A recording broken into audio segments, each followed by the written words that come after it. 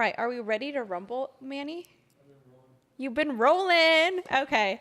Hi, everyone. Welcome back to another episode of Latinas Power Talk. I am your host, Kenya Vasquez. Thank you for joining me another week. We are back. Last week, I did my first solo episode. So if you haven't tuned into that one, it is audio only because I was like, you know what?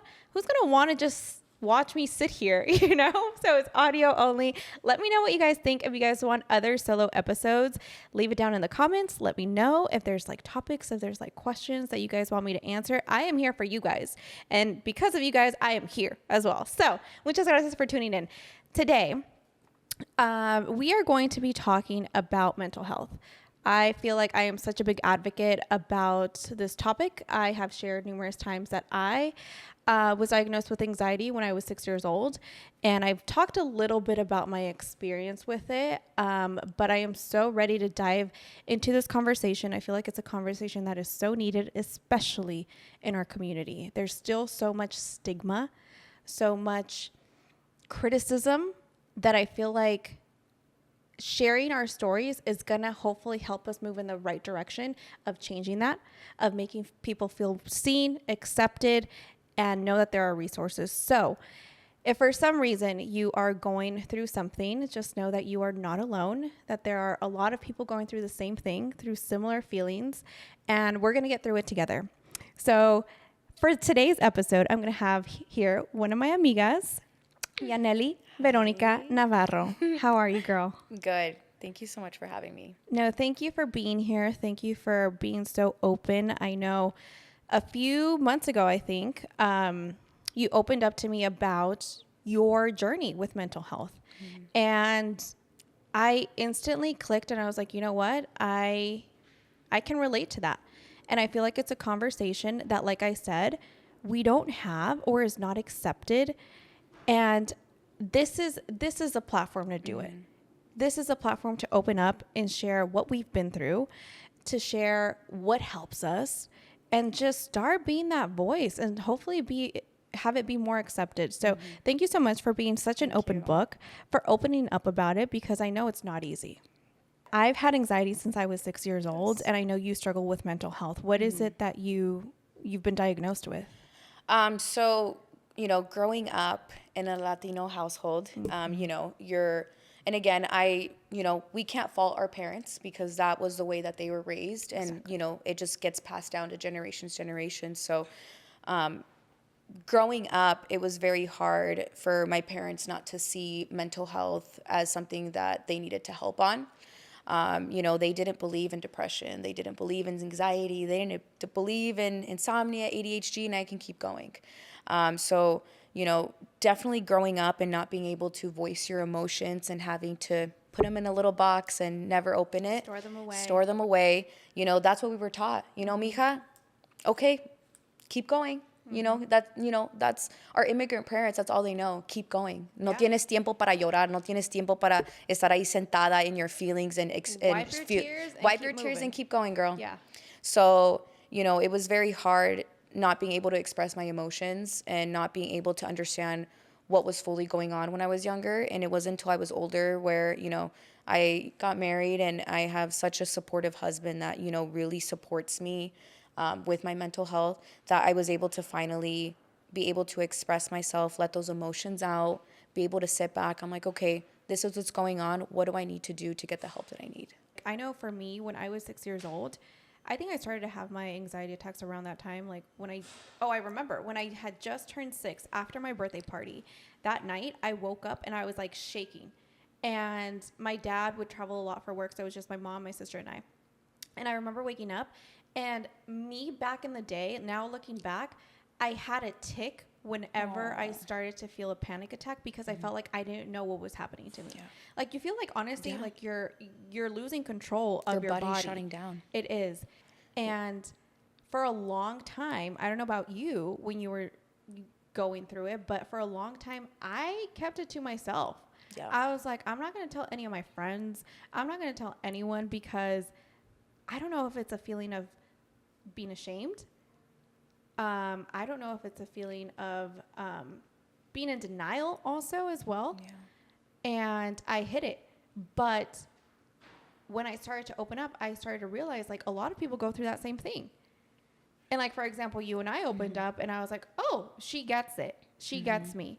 Let's learn from each other. I see you. I see you. Yeah. I see you. And I'm not alone, because I think most of the time you feel like you really are going through this very alone. Yeah. So you have anxiety. Yes. Depression. Yes. And then you said, I also have ADHD, which is something that I knew I had my entire life, but my parents just didn't want to accept it. So, and I also, go through insomnia. I have panic attacks. So it's just, I feel like it all came all together as being the oldest sibling as well. That oldest sibling of being in the Latino family, all the pressure is put on you. Your parents are going through everything with you first. Cuando haces algo mal, you get the biggest punishment, or expectations are so high. So yo siento que la presión empezó desde que estaba chiquita, very, very young, having to, how is it that I'm not going to follow what my dad wants me to do? And, no, I don't want to disappoint him. So, having that pressure and just feeling overwhelmed, it just started up so many anxiety attacks. And honestly, that's why I took a break from school. I had so much anxiety in school because I was trying to do something for my parents and it wasn't making me happy. Interesting you say that. So do you think sometimes we get our panic attacks, like it stems from pressures we put on ourselves, or the outside world puts on ourselves? You just want to shut everyone out. Like, everyone stop talking to me at once and let me just get my moment. And the noise is what keeps me up. That's why I have insomnia. It keeps me up. And if I don't take my medication, I can't go to sleep because I can't shut my brain down. I can't. It just, my mind will keep going and going every day. Like, what do I have to do the next day? What's the next goal in the next 6 months? Oh my God, I forgot to pay the electricity bill or whatever it may be. Yeah. Exactly. So I think, having all of that together is very hard for someone to go through. And, it all comes with community. It comes with who you surround yourself with, who is going to bring that positive light, who's going to be checking up on you, who's going to be rooting for you, who's going to be like, hey, Mija, I hope you have a good day today. Hey, girl, just know that I'm praying for you, or, hey, girl, I'm manifesting that you have a great week. Yeah. Having that community is so important. So at what age were you diagnosed? So officially, I wasn't diagnosed until I was an adult. Really? Because, again, my parents didn't believe in it. So how would you deal with your panic attacks when you were a kid? I would literally go into my closet and just cry. Really? Yeah. Or I would not allow anyone to see my emotions. Because like I was told, Mija, get up, keep going, Mija, do not show. And, that's something that I still struggle with nowadays. I would consider myself, I'm always the strong friend. I always want to be the one helping everyone out and giving advice. But you still have to check in on the strong friend. And yeah, please check on your strong friend, because, we try to play it like we have it all together and we don't. But the strong friends don't ever want to show that we're going through it, because we want to be there for you. The whole weight is on your shoulders. Literally. Like, some days I just, and I told you, I've texted you like, hey, I'm so sorry. Like, I had a week. Like, but here's the thing. Why do we feel sorry? I think we need to stop saying sorry. Yeah. I think we need to stop saying sorry for the moments where we do not have control of our emotions, where anxiety, you kind of open the door a little bit and you're letting it in. We need to start just like accepting and being more graceful with ourselves, more nicer to ourselves, because I feel like we always like, that's our first like thing of like, oh my God, I'm so sorry I didn't text you back, when like maybe you couldn't even get up. Yeah. Maybe you couldn't even eat. And you're saying sorry for that, like that's out of your control. So I think like it starts with that of just like being more nicer to ourselves and just saying, you know what, this is what my body is feeling, but I'm going to get through it. Yep. I'm going to get through it. So now that like you've been diagnosed and you're more open about it and, you're an advocate for mental health, really. Have you ever talked to your parents about it again? And yes. Do your parents have it? Because sometimes it's hereditary. My parents will never admit it. Okay. Maybe I could see a little bit of signs. But I actually did have, it was, 26 years later, I had that hard conversation with them actually last year in December. Wow. And I sat them down and I was like, hey, this is who I am. I can't, again, sorry, let me go back. Last year was just a completely different year. I was in a different space. I was so negative, depressed. Like, I was so lost in life. I didn't want to continue going. I wanted to throw in the towel and give up. And it wasn't until December that, you know, we got into a big argument between my parents because they just couldn't understand where I wanted to take the direction in my life. And it wasn't until I sat them down and I said, listen, I respect you guys. I love you guys. But I need to begin living my life for myself. And it wasn't until I said that I get chills. I want to cry. It wasn't until I said that I really stepped into my life. Yaneli Veronica Navarro's life is when I felt that I stepped into. I took control of my life, not the outside. It was me. And that's hard because as, you know, the oldest as well, I feel like we just want to make our parents proud. Yes. And we have this idea that the only way we can make them proud is with the image that they already have of us, with the expectation, with what they want us to do, where they want us to go to school or do for work or whatever it may be. And it's like, that's a lot. That is a lot. Yeah. And it's like, you're kind of battling. Like, am I going to continue on this path that makes me unhappy, but just to see my parents be proud of me? Or am I going to take a risk and feel fulfillment and like with what I want to do, feel content? Like, there's like, that's like a big step to take. It's a big fear. It is. It's a big fear. And then you're always in like the what ifs of like, okay, well, what if they get upset? Yeah. What if they, you know, whatever. But at the end of the day, I feel like truly deep down, if we are doing something that makes us happy, our parents are going to be happy. They will still love you unconditionally. Yeah. They might be upset and disappointed in the moment, but they will learn to move past it and see the happiness that it's bringing you to still continue to love you unconditionally. And that must have taken a lot. So you must have been sitting on that idea, on that conversation for the longest time. Yes. How did they take it? They cried. They cried and they said they saw me. Mm-hmm. Just like how I see you, you see me. They finally saw me. And that's all I wanted for years, just to be seen by them. And, you know, they cried. They said, Mija, I'm so sorry. We didn't realize, you know, we thought we were doing a good job. And again, it's not fault at them. They grew up differently. They didn't have those resources that we have now, or to be open about it, or to be aware that, you know, generations now, the kids now go through this. And it's even worse nowadays. Unfortunately, it is. And you know, I'm so happy that the future is getting better and there's a lot more resources for us. And that's the beautiful thing, is that now that we're older and we start our families, we get to break that generational cycle. Mm-hmm. We get to make it better for our kids. We get to start those conversations. Mm-hmm. And if you haven't been through it, you honestly don't fully understand what it feels like. No, you don't.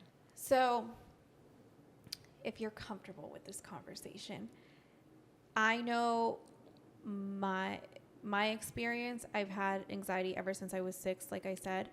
And it got really, really bad when I graduated college I was 20. And I graduated in May. And in August, well, it was like July 31st, August basically. I remember that day so perfectly. I went out with my friends. We went to some Italian restaurant. And when I was sitting there, I was almost not going to go because already I was feeling like off. Yeah. And like, I had never felt this type of anxiety, which anxiety, and we'll get to it in a minute, can really give you the most randomest symptoms. Like, it's not always going to be the same feeling back to back. No. And anyway, I was already feeling kind of off. And I was like, is my blood pressure low? Like, what's going on? Like, this is where you feel like a little dizzy. Yes. Kind of like you don't feel like you're in your body type of thing, like out of body experience. It's not just me. Yeah. And went to dinner. I was at dinner. And of course, I got a Coke, which, if you don't know, taking caffeine is not good for you when you're going through anxiety and you have a panic attack. Like, you should really avoid caffeine and alcohol. Yeah. Anyway, so I was sitting there and I was just like, oh my God, something's off. I was like, well, I'm just going to continue drinking my Coke because I thought that was going to help me keep hydrated or something. And it just got worse and worse to the point where I was like, I need to leave. But I don't know if I can drive myself. I don't trust myself enough to get home. It's like a 20-minute drive. Can you guys follow me in your car, because I don't know what's about to happen? Yeah. And at that point, I think like we're very strong for our parents as well. Yeah. I didn't want my mom to see that. So when I got home, I remember they're like, oh, she was like surprised that they kind of like followed me home. And I was like, oh, they just wanted to come and say hi to you. Kind of played it off. I was like, oh, I'm really tired after they left. I was like, I'm really tired. I think I'm just going to go home. Go to my room and go to sleep. Well, I was pacing back and forth in that room because I was like, I'm having a heart attack. I'm having a heart attack. I can't breathe. I don't know why I'm hyperventilating. Like, it really, really was such an experience that I don't think I'm ever going to forget. Y desde entonces, desde ese día, for like the next month and a half, I could not eat. I had anxiety ever since like I would wake up, anxiety. I don't know how I kind of covered it from my mom, because for that month and a half, I would not eat. I would have maybe like 1-2 pieces of toast all day, half a quesadilla, because I could not chew. Sometimes you can't chew and you can't swallow. No. That's how bad it is. Like, you literally lose control of your body. Your mind, your body. Everything. Yes. And it was like, I know it was the darkest period I've ever been through. Have you ever been through a period where you're like, gosh, how am I going to get out of this? Going through it right now. Really? Yeah. So right now, when you said about the eating disorder, it gives me peace of mind that I'm not the only one going through it, because I didn't mean to lose almost 20 pounds in literally a month and a half because of not eating. And you literally described it so perfectly. You get so anxious, so much anxiety, so much stress, overwhelm. And, you know, and I'm also a workaholic. That's another thing that it doesn't help with, that, you know, that's my way to forget about my stress, that I also forget to eat. Yes. You just forget to eat because you're like, no, my client needs me, or I distract myself because I'm avoid eating. And you lose appetite. Like, I for that month, I didn't crave anything. My husband would have, no me da hambre. My husband would have to force me to eat. He'd be like, amor, te hice desayuno, ponte a comer. Like, he has to remind me like I'm a little kid. And you know, gracias a Dios that I have such an amazing, loving husband that, you know, understands and supports me and tries to help me. But it's not easy. And it wasn't until, you know, I told you about all the doctor appointments that I was going to, and I was like, okay, my body is literally yelling at me right now. I need to take a step back and do this for myself, for my future self. If I, you know, for me becoming a mom, I need to go ahead and get this under control and get the help that I need. And it wasn't until I got to my doctors that he told me the weight that I lost. And I was like, wow, that was the biggest shock ever. And that's where I was like, you know what, Yaneli, levántate, échale ganas. That's what I told myself. Échale ganas. You can't be selfish. It's not just for you. It's for your husband. It's for your future. It's for your family. Échale ganas. So, and I'm starting to eat again. Slowly but surely, I'm starting to eat. You know, this week has been rough, and, you know, I find myself going back to those same trends. You know, but I'm able to recognize and catch myself to, again, échale ganas, keep going. So, amiga, I'm sorry that, you know. No, I'm sorry that this is happening to you. And I thank you so much for being so open, because I know there's a lot of us that can probably relate to that. And, you know, I don't know if you know, are faithful, but I know I am. And I'm going to be praying about you. Thank you. And honestly, like, I feel like in those moments where we look back and say, shit, I was in a low place, like, God's got us. Yes. You know, and he put us in this position, and he's going to take us out of this position. Exactly. And, you know, this is not forever. It's not. And you know, you have anxiety, so you experience this. We go through these cycles. It's cycles. It's weird, right? Yes. It's like you have this high, and then you crash down so low, and you stay there for like a week, and then you get back up. So it's like, now I'm trying to learn to be able to regulate those emotions. And again, I couldn't do this without my amazing life coach, Marisol. Shout out to Marisol. I te quiero un chingo.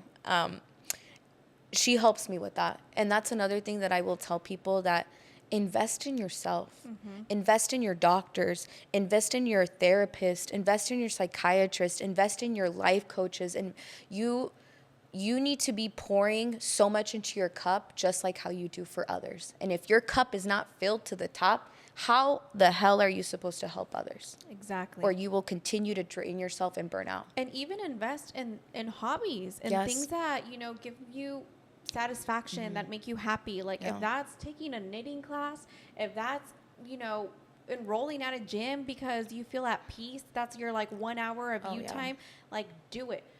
There is no bigger like investment than yourself. Do you think in those moments, like you were mentioning how you had a lot of pressure, how you were dealing with a lot of work stuff, with everything, you know what I mean? And when it hit me, I think I was dealing with a lot of things that I didn't want to accept in my life as well, of like, oh, are you going to go into journalism or whatever? Do you think in a way God sends us this to kind of give us a little bit of a break and reset ourselves of like, no. You don't want to go down this path that you're already going because you're people pleasing, because you're whatever, don't want to disappoint anyone. Let me give you this time to refine yourself. Yeah. So then you can take action and be like, kind of like what you did with your parents in December. No, this is not what I want to do, and kind of pivot and go into a new direction. I think looking back, I think that's what really marked a turning point in my life. Like, 100%. Again, as the oldest, I think it's so easy to people please too. Yeah. And we don't want to let anyone down. I don't want to let anyone down. But don't let yourself down. If I don't show up for myself, I'm letting myself down. Así como te dije el otro día, like if you're not taking care of yourself, you can't take care of anybody else. No. No. And that's what sucks. It's having to unteach yourself. Yeah. It's a mind game. It's having to unteach yourself to not do that, or to not, ya no estoy en la casa, ya no vivo ahí, estoy casada, but yet I still want to be able to take care of my siblings, take care of my family. They call me for everything. Algo pasa, I'm the first one. So, sintiendo esa presión every day, not even in just family, pero en la vida, en el trabajo, everything, things could be going good, but you could still have these feelings. And that's where anxiety creeps up. That's where anxiety and depression come together. It's such a hard and vicious cycle that, you could be good, and then the anxiety hits, and then the depression, and then the anxiety, and then the ADHD. It's a lot. I can't even imagine. Like, I only have anxiety, but I can't even imagine, like, all these feelings intertwining, como se dice esa palabra, and sometimes, like, at the same time. Yeah. Like if going through one is hard enough, I can't even imagine going through like more. Oh my goodness. But we were talking about how sometimes anxiety presents itself a little bit different. Mm-hmm. Yeah. I feel like, do you think it's like our age and where we're at? Because sometimes you can get like a panic attack where you're like, oh my goodness, I can't breathe. Sometimes it's insomnia.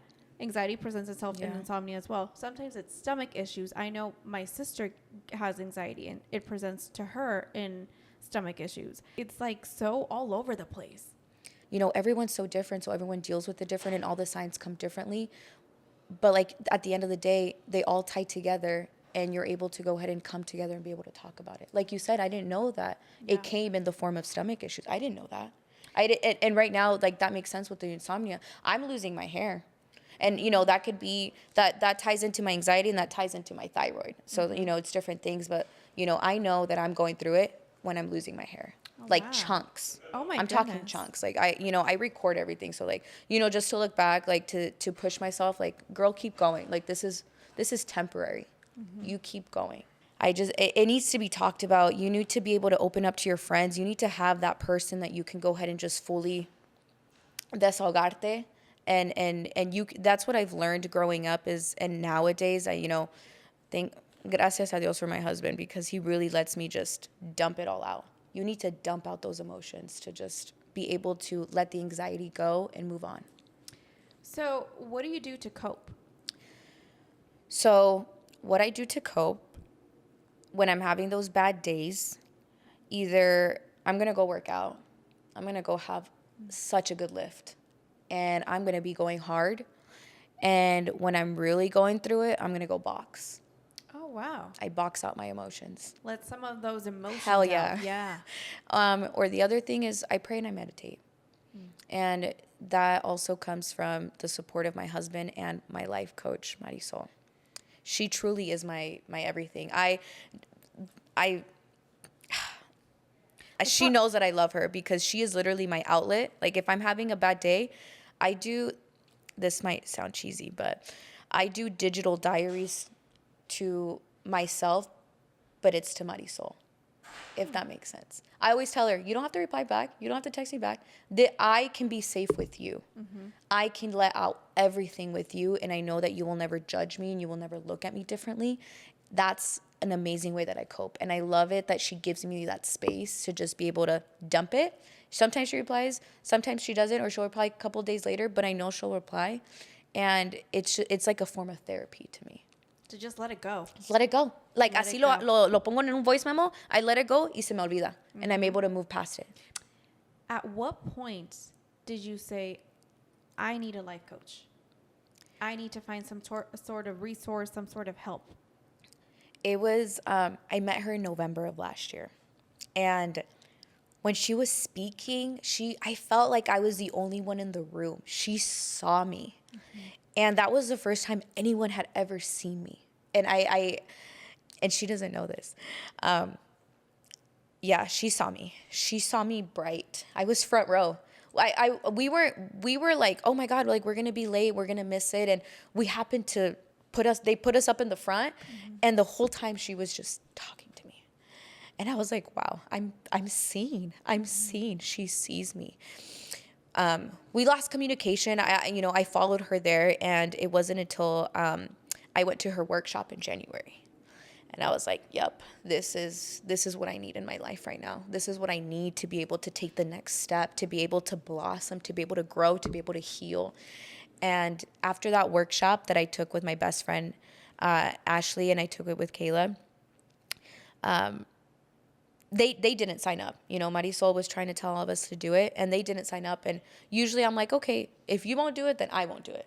Así estaba yo in the mentality back in the day, and something told me, like, you need to do it. This is going to change your life. And yeah, me and Marisol talked. She signed me up and never looked back. She was the best thing that has ever happened to me. Best thing ever.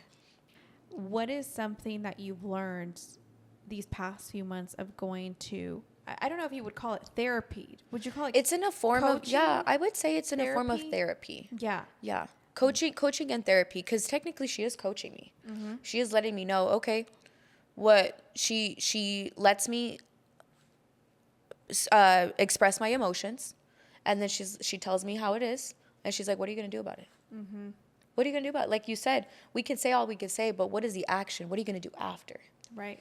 And with her, it's been, growing up, like I said, now I'm getting better of expressing my emotions to my people, but I always felt this pressure to keep it inside. And she tells me, let it out. Let it out. She's like, send it in a voice memo. Let it out. You need to let it out in order for you to be able to move forward. Were you ever asked as a child, are you okay? No. I think that's where the trauma started, honestly. You got me thinking. Yeah. Because I don't think anyone ever asks us, like, are you okay? No. They always worried about me, but they never saw the mental health side. They never, and I would tell them all the time, I'm going through this, please take me. And they're like, no, estás bien, mija. Estás bien, it's all in your head. Keep going. But keep going, go to church. They use the church card. And it's not that I'm not religious, I'm very religious, but,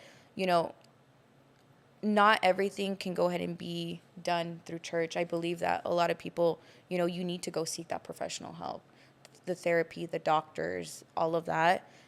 So growing up in that household of, just go to church, you'll feel better. Yes, it takes it away for some time, but you're not fully able to, because you need medication, you need treatments, you need therapy, and it's so hard to explain that to them. Yeah. Or I don't know if they were embarrassed to be like, oh, my kid has anxiety. My kid has depression. So again, I'm never going to hold it against them because it's the way that they grew up. But now I have the power to do it differently for my kids. I agree. I feel like my parents never said go to church. I actually did go to therapy when I was 6 years old, but it didn't work. No, no, it didn't. Like, so, and that's another thing. Like, finding the perfect therapist or coach for you is kind of like dating. Yes. You can't go to the first one porque a veces you just don't click, you don't connect, they don't care as much. That's what happened with me with like maybe 2 therapists where I'm like, you're just trying to get a copay here out of me. You know what I mean? So don't get discouraged if like you've gone through therapists and you're like, I don't like that one. I guess therapy isn't for me. No, there are good therapists out there. You know what I wish there was more? Latina therapists that specialize in generational trauma. Yes. The Latino community. If you guys need someone who speaks Spanish, I know of one. So let me know and I can give you her contact information. But no, you're right. Like, especially if we're like wanting our parents to go to therapy and they only speak Spanish, like, dude, there's very little, you know, like very little. If you guys know of any too, like, let us know. Put us in contact because that's always good to know. But anyway, so yeah, so it's kind of like dating where you really have to go through like a few to really find someone that you click with. Yeah. And you were talking about, you know, how people say, oh, just go to church. That's where I was going with this. I remembered. I kind of have a hard time with that. And I know people are going to think a certain way. Me too. I agree with you. I have a hard time with that. Yes, I am very religious. I believe in God. And I have a hard time when people say, just go to church. Yeah, me too. Church is going to fix all your problems. Because, for example, si ves a alguien and you're like, oh, you need a healthier lifestyle. What does that consist of? Eating healthy and working out are the 2 first ones that come straight out of my head, right? So obviously trying to make yourself feel better is going to have numerous things that you have to do. That's in my opinion. And I respect everybody's opinion. If that works for you, I am happy for you. But for other people, going to church is not the only way that they are going to feel that feeling, for lack of better word, of like, okay, I'm getting through this. Yeah. You know, like you said, like therapy, medication. A lot of people are on medication. Also holistic healing. Yes. Holistic healing, sound baths, meditating, yoga, breath work. You know, there's a lot of other resources out there that, you know, you're still meditating and it's not the church. So there's still a lot of other ways that you can go ahead and fully put yourself and allow your body to just go ahead and heal. And there's so many different outlets. And sometimes you just need all methods all at once, or sometimes you just need one, you know? It's really depending on the person. So I really do struggle when people say, oh, just go to church. So do I. Because you need a lot more than church. God does play a factor into everything that I'm going through, but I need more. I need more help. I need a lot more resources. I need tell you like, no. Yeah. What are you going to do about it? Yeah. You know? And also, you know, changing your mindset. Changing your mindset and viewing life differently also helps with the anxiety and depression. How has that changed for you? How have you shifted your mindset? So last year, I used to be I don't even recognize her. She's dead. Yaneli from 2023 is dead.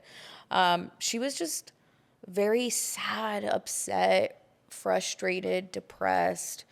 You know, I'm still depressed, but I was severely depressed last year. Just didn't want to do anything in life, was lost in life, just wanted to throw in the towel. It was very negative.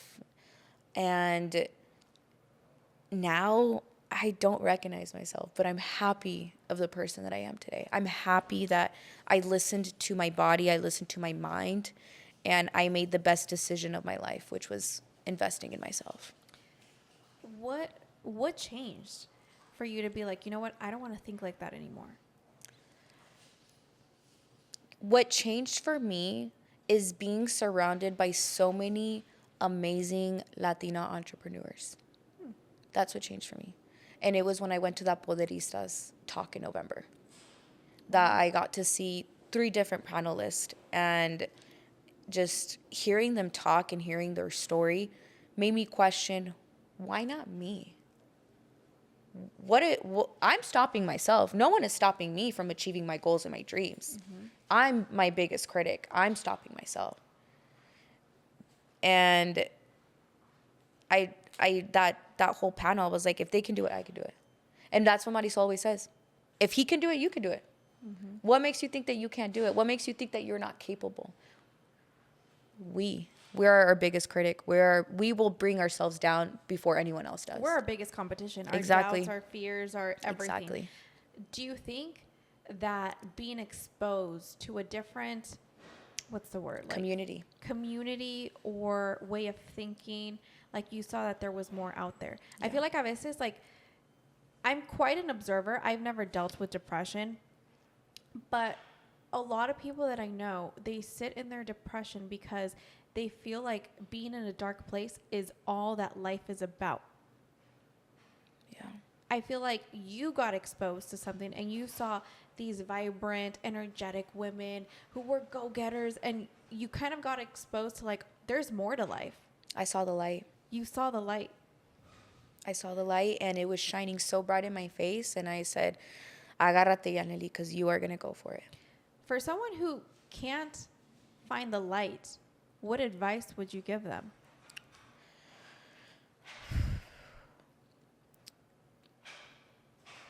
The advice that I would give someone that is going through it and they can't see the light is that you need to surround yourself with people that truly love you and support you and give you the most positive energy, because it all comes down who you surround yourself with. The friends that you're with, what are you doing with those friends? Are you going out every weekend instead of focusing on your dreams? Mm-hmm. Or, you know, are you invested into drinking and partying, and are you comfortable with your job that you have instead of pursuing those dreams that you've always wanted to pursue? Because the biggest thing that can kill you is being comfortable and the what ifs.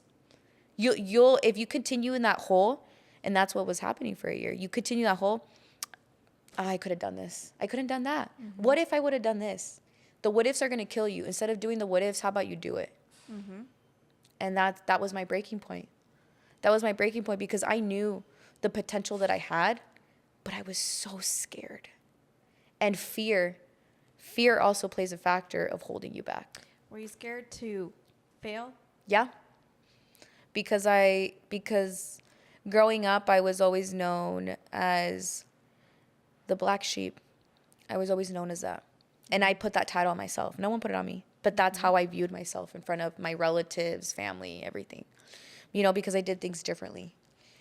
And I'm here to tell anyone that is watching that you do not need to follow a certain path of a direction that your friends tell you, your family tells you. You do it the way that you want to do it. You follow your paths. Because if I could sit around here and be like, wow, I'm a horrible daughter, lo hice todo mal, me junté con mi esposo y luego me casé y luego I didn't graduate school at the time I was supposed to. I went later back, no empecé my corp. You know what I mean? Like, you are your biggest critic. Mm-hmm. Like, you will bring yourself down. So just know that the mistakes that you believe you did, or the mistakes that you did do, you did it for a reason, and you learned from it. And it got you to this point. And I don't take it back. All have a purpose in life. Like, I am such a big advocate for it. Like, you don't even know, like, even before this podcast ever started, like, I would be the friend to be like, what do you want to do? Because honestly, we only have one life. Yeah. Do we want to waste it people pleasing other people and living for other people? Or do we want to do what our calling was? Because I really do think those dreams become your calling. Yeah. And there's only one person who's you. Mm-hmm. There's a reason why that was planted in your head. So many women and so many men too that I've met that are just comfortable or are just people pleasing because, oh, my parents want me to do this or whatever it may be. Oh, this is a good paying job. Why should I leave it even though it makes me unhappy? But what makes you happy? At the end of the day, our happiness is all we have. Yeah. And our health, you know, but it really is all we have. And if we don't take care of those two things, like, they kind of go together if you really think about it. They do. If you're not happy, you're not healthy. No. And vice versa, you know? Those are the only two things that I feel like we really do have control over. And if you're letting other people dictate what that looks for you when it's not, what are we doing? We're wasting our life. You'll stay in that hole forever. Yes. And you know what else I wish? I wish that, being a Latina entrepreneur, I wish it wasn't as taboo to talk about it. I think also there needs to be more of mental health days. Yep. I wish that was like included in all jobs. That should be a benefit. That should be. Because sometimes on those days when you can't get yourself up from bed, when you can't get yourself to eat, and you've already ate up all your vacation and sick time, because sometimes it does take more than a month to get back on your feet, and that's perfectly okay. You need more time. And I hope we get in that direction of giving like unlimited mental health days, because it really is needed. Like, I don't know how many people have lost their jobs because they can't get on FMLA because they need more time off and they're just not ready. And it's like, if we don't start to recognize that this affects everything in our life, we're doing ourselves a disservice, You are not alone. That's where you are not alone. You just need to be able to be comfortable with the people and be able to speak up, and you'll find out that other people are going through the same thing. Exactly. Your coworkers, your nana, your tias, your tios, your primos, your friends, whoever that may be, someone's going through it. Our parents. We're normalizing it. Yes. We're opening the doors for people to feel more comfortable talking about this. So thank you so much for your vulnerability. Thank you. Thank you so much for being an open book, being such an advocate for mental health, being such a girl's girl. Thank you. I am praying for you, my friend. Thank you. I appreciate know you shared that you're going through a dark time. I hope you know as well that you're not alone. God's got you. Y vas a salir de esta. You really are. Vas a salir de esta stronger, because God placed this in your life for a reason, because you're learning, because you're growing, and you're going to be okay. Thank you. And on the days where you don't feel okay, we got you. Thank you. Thank you so much. Thank you for having me. And thank you. Just one last thing that I want to tell everyone is that you got to keep going. Échale ganas. Those days that no matter how hard it is, no matter how stuck you feel, no matter all those nights that you stay up crying, no matter how hard the depression and the hopelessness gets, I promise you that you will not be feeling like that forever. I promise you that it will continue to, it will get better. The light is there at the end of the tunnel. You just got to keep running towards it. Run, and fight. And you will see the light at the end of the tunnel. Amen. Thank you, amiga. And thank you, everyone, for tuning in to this week's episode of Latinas Power Talk. If you are going through a rough time, just know that there are resources. I'm going to link them down below in the description. There's a lot out there. There's hotlines, there's therapists, there's a whole bunch of information. I'm going to link some below. If you are experiencing some suicidal thoughts or going through a crisis, you can call 988 to get more help, and it's a 24/7 hotline. And I'm going to link, like I said, more resources as well in the description, but I see you. We see you. And you're going to get through it. I see you. And you're going to be great. We're here for you. And thank you, everyone, for tuning in. I'll see you here back next week on Wednesday.